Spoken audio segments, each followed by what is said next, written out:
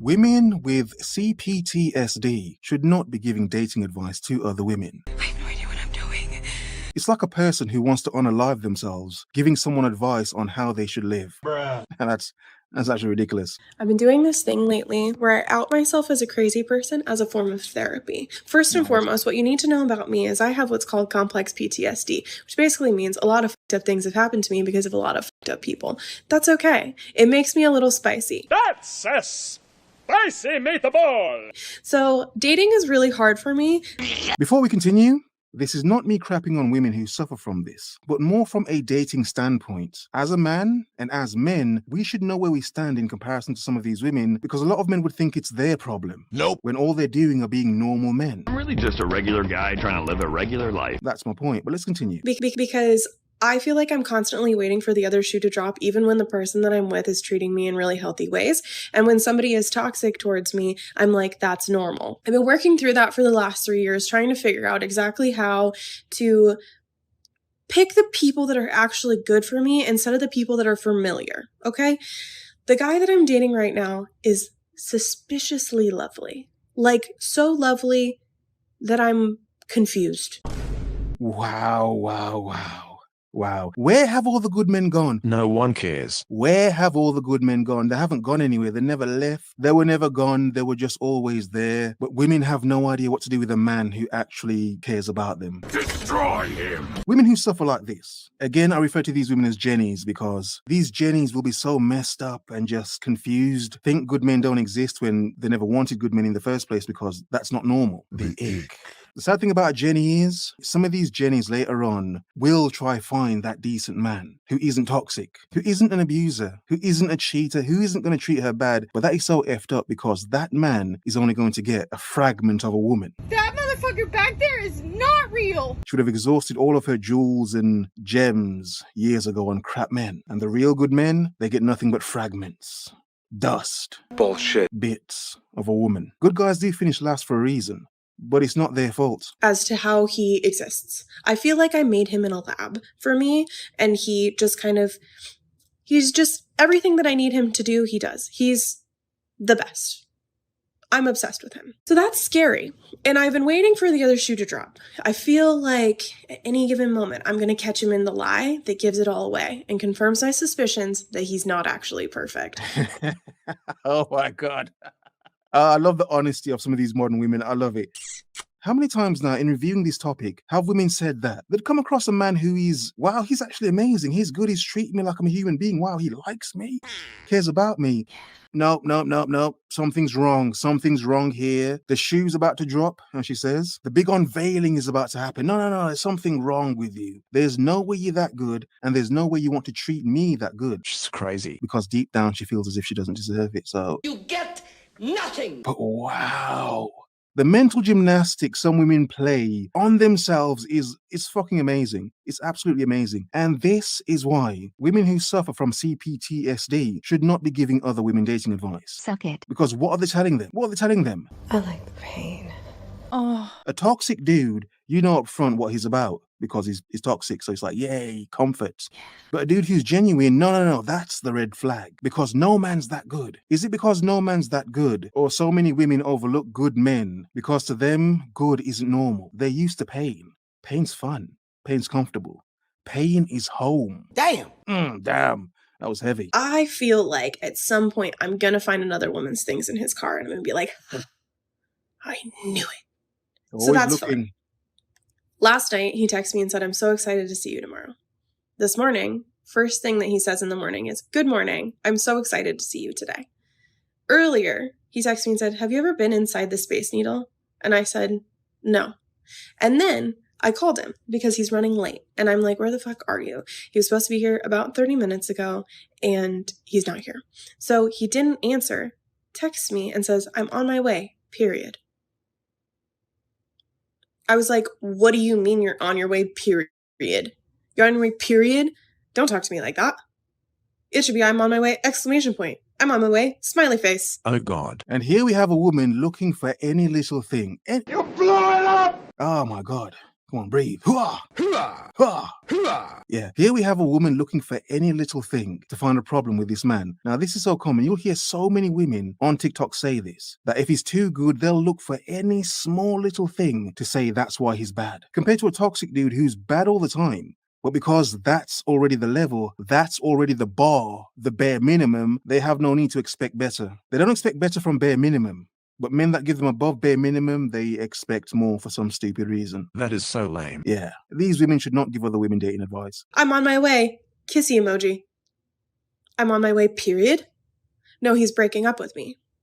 He's over it. Like, he's sick of me. Right? Wow. So I text my best friend and I'm like, hey, I think he hates me and he's breaking up with me. This is what happened. And she was like, you're crazy, girl. Which is the equivalent of what everybody has done every time I voice my feelings, like what my brain is telling me. And it has made me realize the voice in my head that tells me that stuff is batshit insane. Wow. Oh, really? I just like negated all of the other things that were going on, all the evidence that proves that he does not in fact hate me. And I went straight for that period at the end of the sentence and that he's running a little bit late. And you know, a lot of women on TikTok have this topic that a lot of men don't like women, but they just like sleeping with them. You have to question and put the pieces together and ask, wait a second, does this woman suffer from CPTSD? Because if she does, then of course she'd only ever meet men that want to be around her and fuck her, for lack of a better word.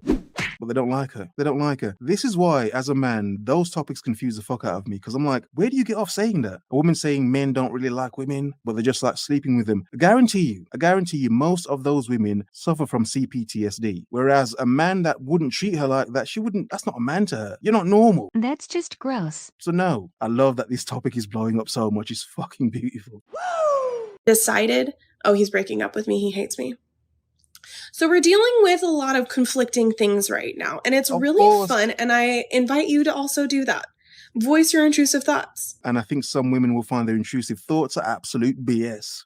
It's not real. Let me know how it goes. I'm constantly waiting for the other shoe to drop, even when the person that I'm with is treating me in really healthy ways. This is such a common reaction and thought process for somebody who has CPTSD.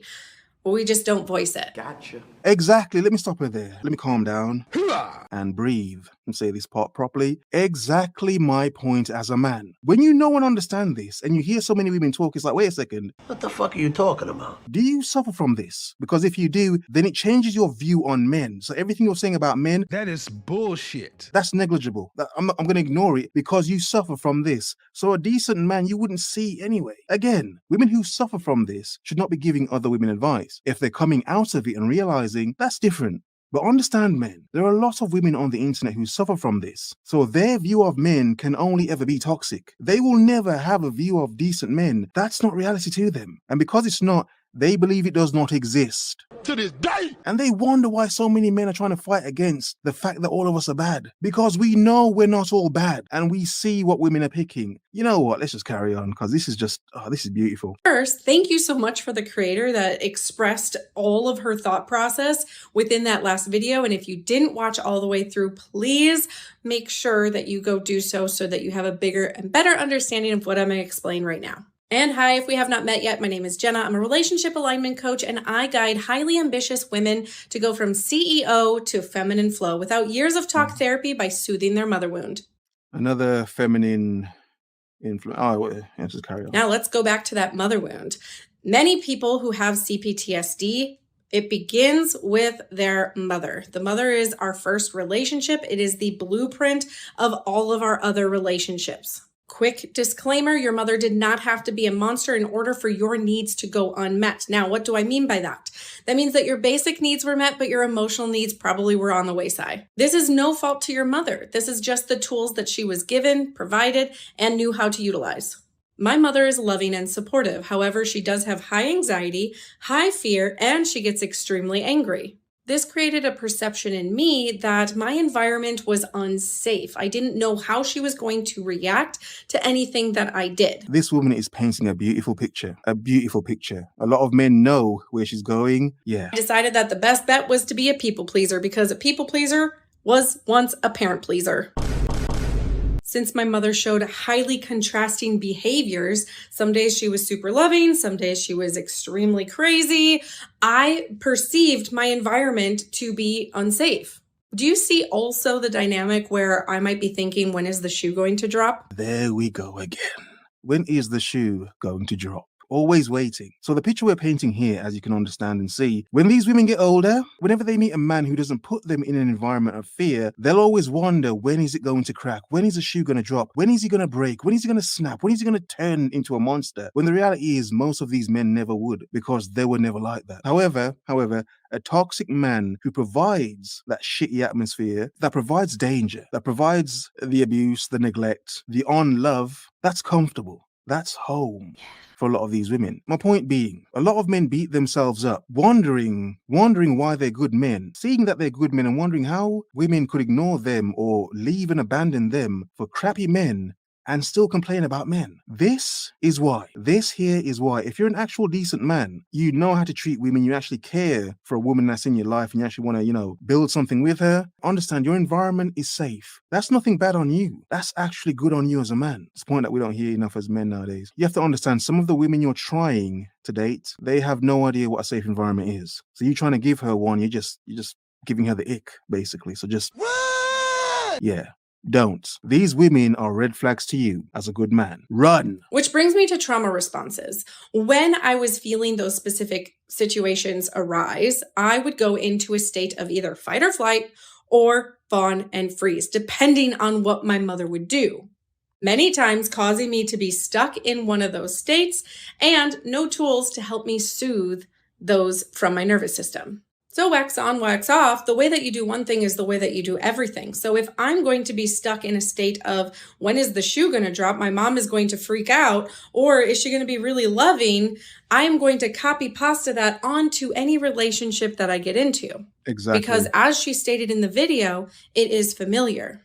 It also doesn't stop at relationships. It can show up in how you are within the corporate world or your business. You may procrastinate because you have paralyzing perfectionism, but you also say, I thrive in chaos, or I get it done quickly, even though I am doing it right the day before. A lot of men believe women love chaos. And it's not that women love chaos. It's because for some of them, chaos and fear is their love language. You're crazy, girl. Have a nice day.